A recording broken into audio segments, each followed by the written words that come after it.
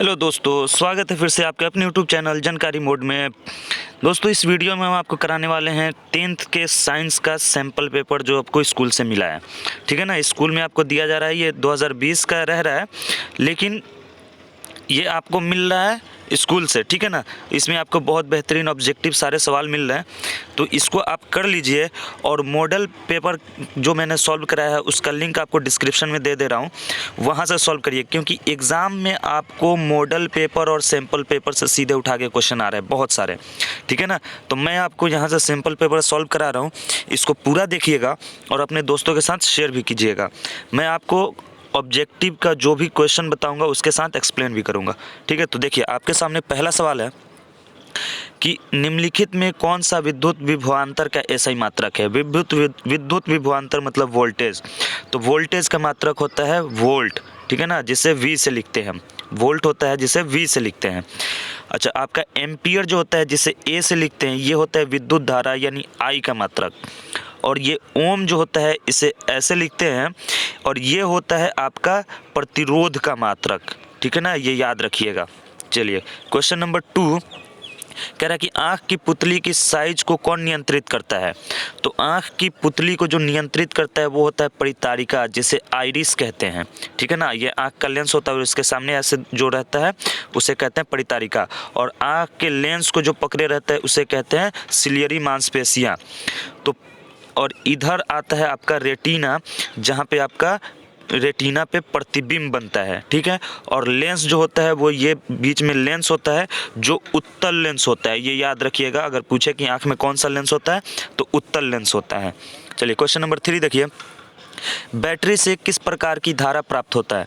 तो धारा जो होती है वो होती है दिष्ट धारा यानी डायरेक्ट करंट, डीसी। ठीक है ना, बैटरी से दिष्ट धारा प्राप्त होता है। चलिए आगे बढ़ते हैं। चिकित्सा में 4 नंबर, चिकित्सा के दौरान दंत विशेषज्ञ किस प्रकार का दर्पण का उपयोग करते हैं। तो जो दर्पण उपयोग होता है चिकित्सा में वो होता है अवतल दर्पण, जो इस तरह से होता है, ये अंदर वाला सतह परावर्तक होता है। ठीक है ना, इसे हम अभिसारी लेंस भी कहते हैं। क्यों कहते हैं अभिसारी लेंस? क्योंकि प्रकाश की किरणें इकट्ठी होती हैं, केंद्रित होती हैं। चलिए 5 नंबर, वह उपकरण जो विद्युत ऊर्जा को यांत्रिक ऊर्जा में बदलता है। तो विद्युत ऊर्जा को यांत्रिक ऊर्जा में कौन बदलता है? विद्युत मोटर। ठीक है ना, मोटर को स्विच देते हैं और ये विद्युत एनर्जी को यांत्रिक एनर्जी में बदलता है। और जनरेटर जो होता है वो यांत्रिक एनर्जी को विद्युत एनर्जी में बदलता है। इनके कार्य करने का सिद्धांत क्या होता है? विद्युत चुंबकीय प्रेरण, विद्युत चुंबकीय प्रेरण होता है। चलिए 6 नंबर, घरेलू विद्युत परिपथ में उदासीन तार का रंग होता है। तो उदासीन तार होता है काला, ऑप्शन सी सही हो जाएगा। लाल जो होता है वो विद्युन्मय यानी गर्म तार होता है, और हरा तार जो होता है वो अर्थवायर होता है। चलिए क्वेश्चन नंबर 7, निम्नलिखित में किस माध्यम में प्रकाश की चाल सबसे कम होती है। तो सबसे कम प्रकाश की चाल जो होगी वो कांच में होगी। कांच में प्रकाश की चाल क्या होती है? 2 लाख किलोमीटर पर सेकेंड, 2 लाख किलोमीटर पर सेकेंड। और पानी में होता है 2.25 लाख किलोमीटर पर सेकेंड। ठीक है ना, पर सेकेंड। और सबसे तेज प्रकाश की चाल कहाँ होती है? तो वो होती है हवा या निर्वात में, 3 लाख किलोमीटर पर सेकेंड। ठीक है ना, ये याद रखिएगा। चलिए क्वेश्चन नंबर 8 देखिए। दोस्तों ऐसे ही सवाल आपको मिलने वाला है, सेम ऐसे सिंपल सवाल मिलेंगे, आप आराम से बना के आएंगे। देखिए ये 8 नंबर देखिए, कह रहे हैं कि निम्नलिखित में उत्तल दर्पण की फोकस दूरी है जिसकी त्रिज्या 32 सेंटीमीटर है। तो इसकी इसकी फोकस दूरी निकालनी है और वक्रता त्रिज्या आपको 32 सेंटीमीटर दिया है। तो सिंपल है, आपको फॉर्मूला पता है F = R/2। तो R आपको 32 है, तो 32/2 16 होगा। चूँकि ये प्लस में है तो आपका जो 16 होगा वो प्लस में होगा। ठीक है ना, ये ऑप्शन डी सही होगा। ठीक है ना, उत्तल दर्पण की जो वक्रता त्रिज्या और फोकस दूरी जो होती है वो प्लस होती है, दाहिने साइड होती है। चलिए क्वेश्चन नंबर 9 कह रहा है कि नाभिकीय ऊर्जा प्राप्त करने हेतु आवश्यक है। तो नाभिकीय ऊर्जा किससे होता है? तो ये होता है आपका न्यूक्लियर जो एनर्जी यूज़ करते हैं निकालने के लिए, वो होता है यूरेनियम, प्लूटोनियम, थोरियम, ये जो भी होते हैं इनसे निकलता है। रेडियो एक्टिव तत्व जो होते हैं उनसे निकलता है नाभिकीय ऊर्जा। ठीक है, क्वेश्चन नंबर 10 कह रहे हैं कि ऊर्जा का एसआई मात्रक, ऊर्जा का एसआई मात्रक होता है आपका जूल, एसआई मात्रक जूल होता है। कैलोरी भी ऊर्जा ही का मात्रक होता है, लेकिन ये जो मीटर पद्धति जो है ना उसमें आता है, तो ये एसआई मात्रक जूल होगा आपका, ये सही होगा। ठीक है, न्यूटन आपको पता ही है बल का होता है। ताप का मात्रक केल्विन होता है, एसआई मात्रक केल्विन। सेल्सियस में भी फ़ारेनहाइट में मापते हैं, लेकिन एसआई मात्रक केल्विन होता है। चलिए 11 नंबर, निम्न में कौन स्वच्छ ऊर्जा स्रोत है? तो स्वच्छ ऊर्जा स्रोत कौन सा होगा आपका? प्राकृतिक गैस, ऑप्शन ए हो जाएगा। 12 नंबर, 1 किलोवाट घंटा यानी एक KWH निम्न किसका मात्रक है? तो किलोवाट घंटा जो मात्रक होता है वो होता है विद्युत ऊर्जा का, ठीक है ना, इलेक्ट्रिक एनर्जी का। और 1 किलोवाट घंटा को हम कहते हैं 1 यूनिट, और 1 यूनिट को हम कहते हैं 1 BOT यानी बोर्ड ऑफ ट्रेड यूनिट। ये आपके किताब में मैं बता रहा हूँ, और ये बराबर होता है 3.6 × 10⁻⁶ जूल के बराबर होता है। ये तो आप रट जाइए इस वैल्यू को, ठीक है। और यहीं पे एक चीज़ और जानिए कि 1 हर्ट्ज पावर बराबर 1 HP बराबर होता है 746 वाट, ठीक है ना, 746 वाट। क्वेश्चन नंबर 13 देखिए, बल्ब का फिलामेंट किस धातु का बना होता है? बल्ब का फिलामेंट जो बना होता है वो टंगस्टन का बना होता है, ये सही हो जाएगा आपका। और क्रोमियम जो होता है वो हीटर का होता है, हीटर में जो तार लगा होता है वो क्रोमियम का बना होता है। इसमें क्रोमियम, निकेल, ठीक है, मैग्नीज वगैरह रहता है, उसका मिश्र धातु होता है। इन दोनों का प्रतिरोध और गलनांक दोनों ही उच्च होता है। ये भी याद रखिएगा कि अगर पूछे आपसे कि टंगस्टन का प्रतिरोध तो उच्च होता है, क्रोमियम का प्रतिरोध उच्च होता है, गलनांक उच्च होता है, इसका भी गलनांक उच्च होता है, ये याद रखिए। चलिए 14 नंबर, 14 देखिए, ओजोन के अणु में ऑक्सीजन की परमाणु संख्या होती है, तो ओजोन परत जो होता है वो O3 होता है। 3 ऑक्सीजन के परमाणु मिलकर बनाते हैं, तो ऑप्शन नंबर बी सही हो जाएगा। दोस्तों ये आपके लिए बहुत बेहतरीन वीडियो है, आपको पता लग रहा होगा देखकर वीडियो, तो वीडियो को लाइक करते चलिएगा, अपने दोस्तों के साथ शेयर भी कर दीजिएगा। क्वेश्चन नंबर 15 देखिए, और एक भी सवाल में आपको डाउट होने वाला कोई सवाल ही पैदा नहीं होगा, सारा 100% आपको सही बताया जाएगा, 100% सही, ठीक है। अगर आपको कोई सवाल पूछना हो तो आप कमेंट बॉक्स में पूछ सकते हैं। 15 नंबर देखिए, निम्न में कौन उपधातु है? उपधातु आपसे पूछ रहा है, तो आपको पता है उपधातु वाला जो समूह होगा वो होगा सिलिकॉन। सिलिकॉन जो होता है वो उपधातु होता है, तो सिलिकॉन वाला समूह हो जाएगा, ऑप्शन सी सही हो जाएगा। क्वेश्चन नंबर 16 देखिए, तत्वों का सबसे पहले वर्गीकरण किसने किया था? तो ऑप्शन बी हो जाएगा, डोब्रेनर ने किया था। डोब्रेनर ने दिया था त्रिक नियम, ठीक है ना, त्रिक नियम, ट्राइड्स जो दिया था डोब्रेनर ने दिया था। न्यूलैंड का अष्टक नियम आया, अष्टक यानी ऑक्टेट लॉ जो आया न्यूलैंड का आया। और मेंडलीव ने दिया था आवर्त सारणी, पीरियोडिक टेबल जो दिया था वो मेंडलीव ने दिया था। तो आपका सही आंसर सबसे पहले डोब्रेनर ने त्रिक नियम दिया, बी हो जाएगा। 17 नंबर देखिए, सोडियम क्लोराइड में क्या होता है?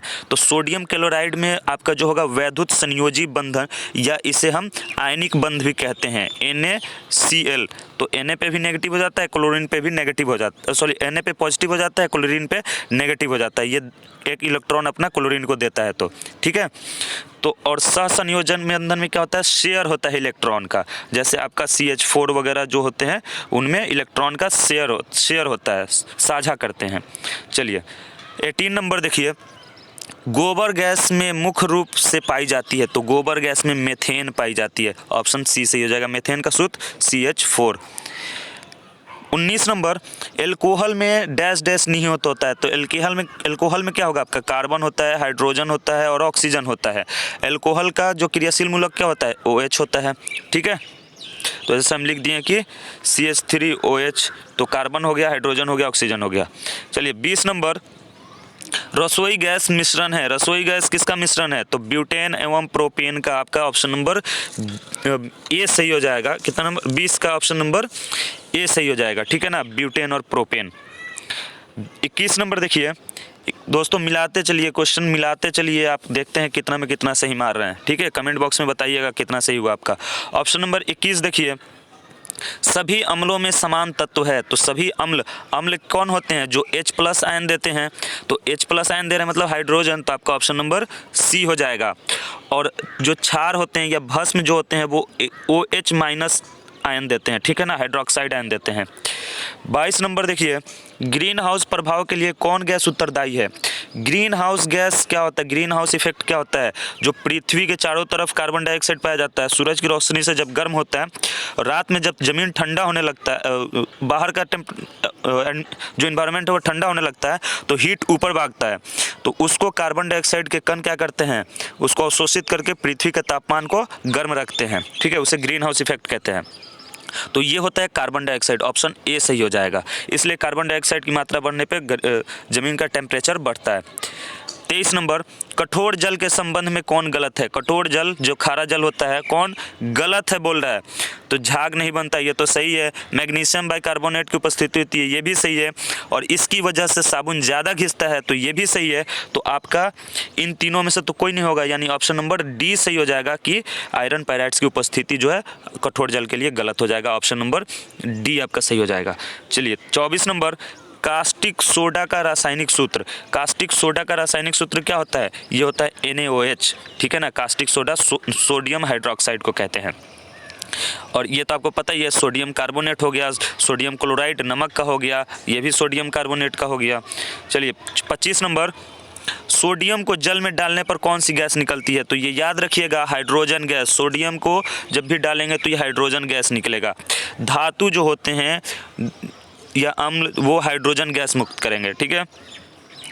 26 नंबर, निम्नलिखित में कौन बेकिंग सोडा है? बेकिंग सोडा यानी खाने का सोडा, ठीक है ना। बेकिंग सोडा यानी खाने का सोडा। तो खाने का सोडा होता है सोडियम बाइकार्बोनेट यानी NaHCO3, जिसे सोडियम हाइड्रोजन कार्बोनेट भी कहते हैं या सोडियम बाइकार्बोनेट भी कहते हैं।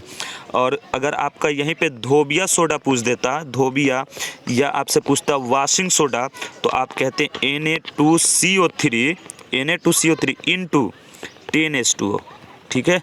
ये होता है पूरा खाने के सोडा का सूत्र। चलिए क्वेश्चन नंबर 27, प्रकाश संश्लेषण के दौरान O2 का निष्कर्षण होता है। बहुत इंपॉर्टेंट सवाल। प्रकाश संश्लेषण में आपको पता है कि O2 निकलता है जब पौधे अपना खाना बनाते हैं, तो लेकिन किससे निकलता है? CO2 से निकलता है या ऑक्सीजन से जल से निकलता है? तो इसका सही आंसर जो है ऑप्शन नंबर सी है। कभी भी जो O2 निकलता है वो जल से मुक्त होता है, CO2 से नहीं होता है, ठीक है। ये याद रखिएगा, 27 का सी होगा। 28 नंबर, मनुष्य के आहार नाल की सबसे लंबी संरचना होती है छोटी आंत, ठीक है ना। आहार नाल चूंकि पूछा है तो सबसे छोटी संरचना छोटी आंत, ये होती है आपके 6 से 7 मीटर, फीट में आप कहें तो 20 से 23 फीट होती है, ठीक है ना।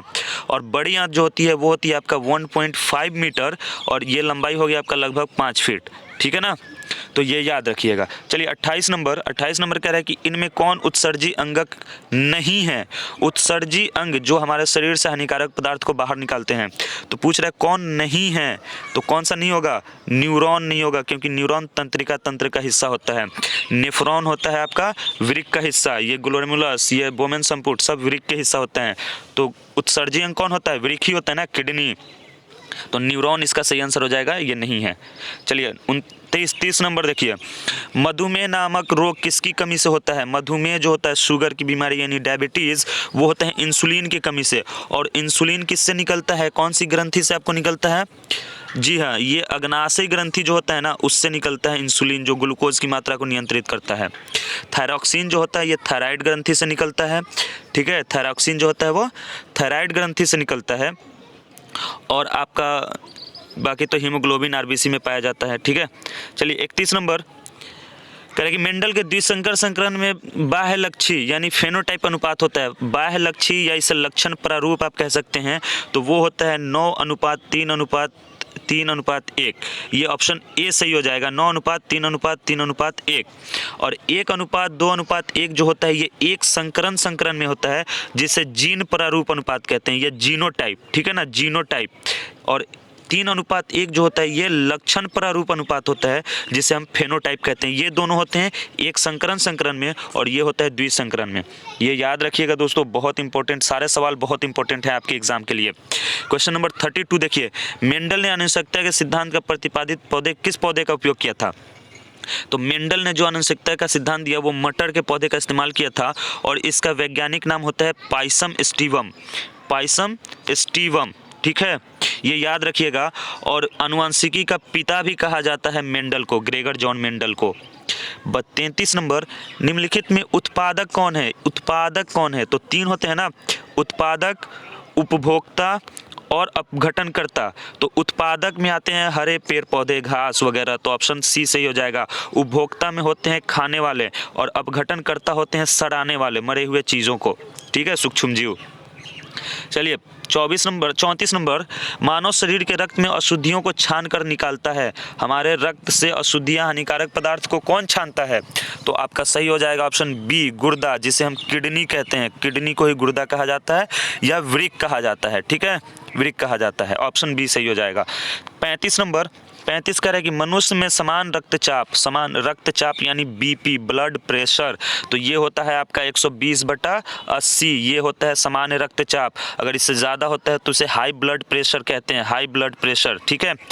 ब्लड प्रेशर मापने का जो यंत्र होता है वो होता है स्फिग्मोमैनोमीटर, स्फिग्मोमैनोमीटर, ठीक है, ये याद रखिएगा। और जब हाई बीपी हो जाता है तो हाइपरटेंशन होता है, हृदयघात यानी हृदय जो हार्ट अटैक जो होता है वो हो जाएगा, दिमाग की नस फट जाती है, वो आदमी मर जाता है। चलिए 36 नंबर देखिए, मानव रक्त का पीएच मान लगभग होता है, तो 7.4 होता है, ठीक है, यहाँ पे 7.5 है, तो आप इसको टिक करेंगे डी। चलिए 37 नंबर, किस हार्मोन को मादा हार्मोन के नाम से भी जाना जाता है? तो एस्ट्रोजन जो होता है वो मादा हार्मोन होता है, और टेस्टोस्टेरोन जो होता है ये नर हार्मोन होता है। ये मादा हार्मोन होता है, ये नर हार्मोन होता है टेस्टोस्टेरोन। और मुख्य ये हार्मोन है किसका? तो एंड्रोजन का।